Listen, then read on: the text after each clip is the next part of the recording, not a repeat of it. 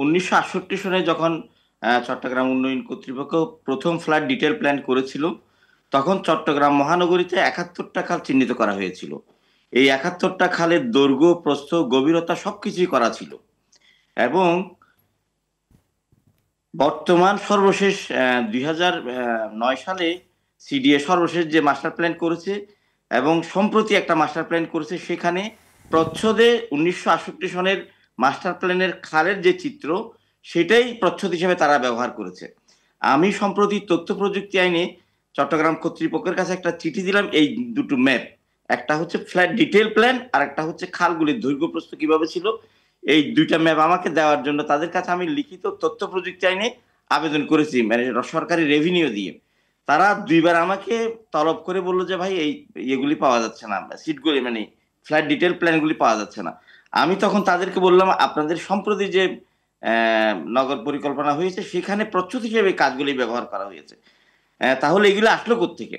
তখন বলে যে আপনারা তাহলে চেয়ারম্যানের সাথে কথা বলেন। চেয়ারম্যান তো কিছুই জানে না।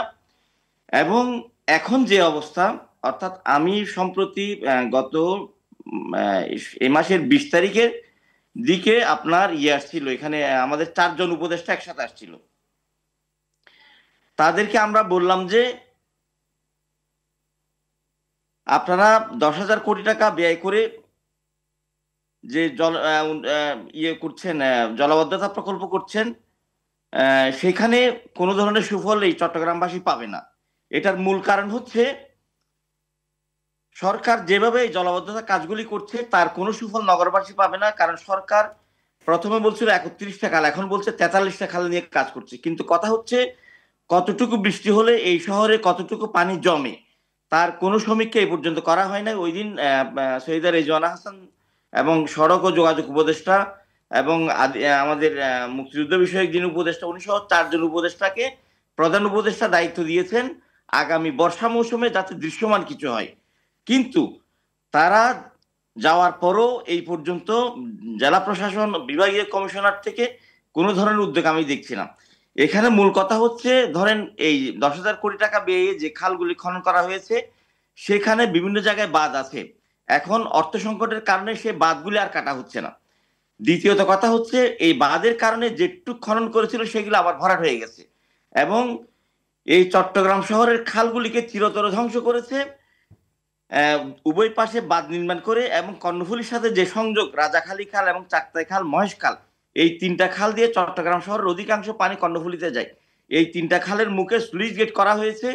স্লুইস গেটের যে সমস্ত পানির পাম্প বসানো হয়েছে সেগুলি হচ্ছে অনেক ব্যাপক, কিন্তু এই পাম্পগুলি কেমনে যাবে, কোথায় কিভাবে সেচ প্রকল্প হবে তার কোনো নির্দেশনা আমাদের কাছে নাই। এবং চট্টগ্রাম উন্নয়ন কর্তৃপক্ষের কাছে আমি প্রশ্ন করেছি, আপনারা এখন বলছেন আমাদের স্লুইস গেট হয়ে গেছে, সেগুলো সিটি কর্পোরেশন আমরা হস্তান্তর করব, কিন্তু সিটি কর্পোরেশন বলছে যে এই সাবমার্সিবল পাম্প এগুলি চালানো সম্পর্কে আমাদের কোনো আইডিয়া নাই, আমাদের কোনো লোকবল নাই, আপনারা আমাদেরকে প্রশিক্ষণও দেন না। এই প্রকল্প 10,000 কোটি টাকার একটা প্রকল্প গ্রহণ করা হয়েছে, সেখানে এই প্রকল্প বাস্তবায়নের পর আমরা শুনতে চাচ্ছি খালগুলো আসলে কাদের দখলে আছে, খালগুলো কাদের দখলে আছে। এইখানে যেটা হচ্ছে, আমরা যেটা বলেছি এই খালগুলি 71টা খালের মধ্যে এখন 43টা খাল তারা চিহ্নিত করেছে। 3টা খাল হচ্ছে চট্টগ্রাম বন্দর কর্তৃপক্ষ বন্দর করার সময় সেখানে এগুলি চিরতরে বিলুপ্ত করা হয়েছে এবং সমুদ্রের সাথে যে 15 থেকে 20টা খাল আছে সেগুলি যেটা লিঙ্ক রুট করা হয়েছে, অর্থাৎ আপনার থেকে পতেঙ্গা পর্যন্ত এখন যে টানেলে যাওয়ার যে রোডটা করা হয়েছে সেখানে 10-15টা খালের মুখ বন্ধ করে দেওয়া হয়েছে, সেখানে স্লুইস গেট করার নামে সেই খালগুলিকে হত্যা করা হয়েছে। তাহলে ন্যাচারাল যে পানি প্রবাহ ছিল সেগুলিকে যদি আমি বন্ধ করে এই শহরের জলাবদ্ধতা নিরসনের চিন্তা করি তাহলে সেটা হবে পাগলের প্রলাপ। এই টাকাটা শুধু ব্যয় হয়েছে আগামী বর্ষা মৌসুমে, অন্যান্য বছরের চেয়ে জলাবদ্ধতা আরো বেশি হবে।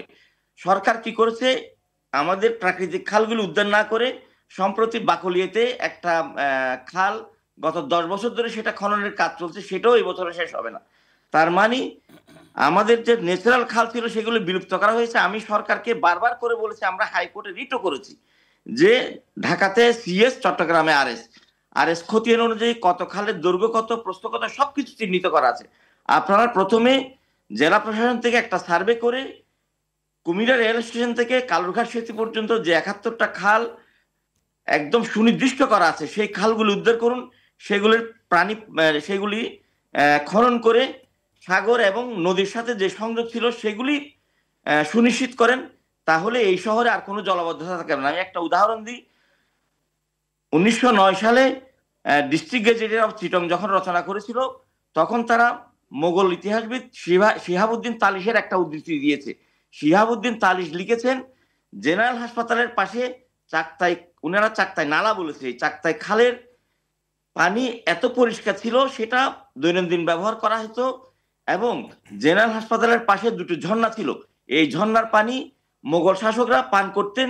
মোগল শাসকরা আসার আগে মগ শাসকরা অর্থাৎ আরাকানি মগরা যখন চট্টগ্রাম শাসন করতেন, তারা এই পানি পান করতেন এবং দূর দূরান্ত থেকে আগত মেহমানদেরকে এই পানি দিয়ে তারা আপ্যায়ন করতেন। সেই পানি, সেই নালা অথবা খালের পানি এখন দেখলে আপনি দুর্গন্ধে শ্বাস নিতে পারবেন না। এটার মূল কারণ হচ্ছে এই চট্টগ্রাম সিটি কর্পোরেশন, চট্টগ্রাম উন্নয়ন কর্তৃপক্ষ এবং জেলা প্রশাসন, এই 3 প্রতিষ্ঠানের মধ্যে কোনো সমন্বয় নাই। তারা কি করছে না করছে আমরা কিছুই জানি না। এবং মজার বিষয় হচ্ছে, এই 1000 কোটি টাকা ব্যয় করা হচ্ছে, তারা আর্মি প্রশাসন করছে, তাদেরকে আমরা কিছু বলতে গেলে তারা তাদের কথাটা আমাদেরকে শুনিয়ে দেয়, আমাদের বলার কোনো সুযোগ নেই। যে কারণে এই শহরে এই খাল উদ্ধারও হবে না, জলাবদ্ধতাও শেষ হবে না। এখন যে কাজটা করতে হবে সরকারের, যদি আমি রিজওয়ান আপাকেও বলেছি, কারণ রিজওয়ান আপার সাথে আমি 2004 সাল থেকে বেলাতে কাজ করি, অন্তত একটা কাজ করা হোক, একটা টাস্ক ফোর্স করে দিয়ে আরএস সিট অনুযায়ী এই খালগুলি পরিমাপ করে যদি উদ্ধার করা হয়, কালকেই চট্টগ্রাম শহরে কোনো জলাবদ্ধতা থাকবে না। আপনারা জানেন চট্টগ্রাম শহরের অধিকাংশ খাল হচ্ছে পাহাড় থেকে ঢালু পথে নেমে নদী অথবা সাগরে পড়েছে, এবং এই খালগুলি খুবই খরস্রোতা। ঢাকা অথবা বাংলাদেশের অন্যান্য জেলার যে খাল, সেই খালের সাথে চট্টগ্রামের খালের কোনো মিল নেই।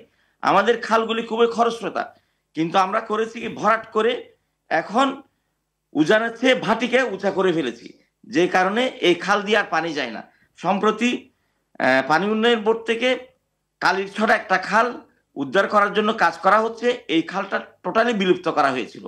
আমরা যদি এই একটা খাল অন্তত উদ্ধার করে একটা দৃষ্টান্ত সৃষ্টি করতে পারি, তাহলে আমাদের যে 71টা খালের মধ্যে 43টা খাল নিয়ে কাজ করা হচ্ছে, আর আপনার যে 30টা খাল বিলুপ্ত হয়েছে, সেই খালগুলিকে যদি উদ্ধার করে যে অবস্থায় অতীতে ছিল সেই অবস্থায় যদি ফিরিয়ে আনা সম্ভব, এই শহরে জলাবদ্ধতা ছিল না, সেটা আমরা না, ব্রিটিশরা সুনির্দিষ্ট করে বলে গিয়েছে। এই চট্টগ্রাম শহরে জলাবদ্ধতা না হওয়ার কারণ হচ্ছে এখানে প্রাকৃতিকভাবে সব খাল সৃষ্টি করা আছে, এবং পৃথিবীতে একমাত্র শহর যেটাকে সম্পূর্ণভাবে গড় সৃষ্টি করে দিয়েছে। এখানে সমুদ্র যেমন রেখেছে, নদীও রেখেছে,